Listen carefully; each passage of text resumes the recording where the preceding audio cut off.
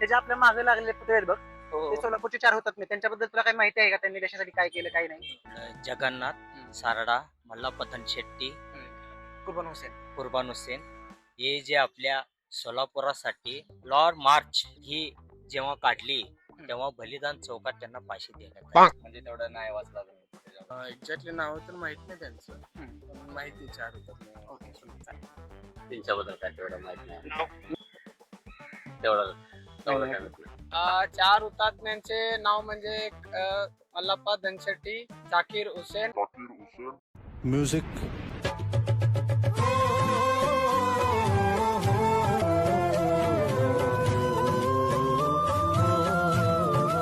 4 हुतात्मे होते. एक जगन्नाथ शिंदे, मल्लाप्पा धनशेट्टी, कुर्बान हुसेन आणि श्रीकृष्ण सारडा. स्वातंत्र्य सैनिक होते.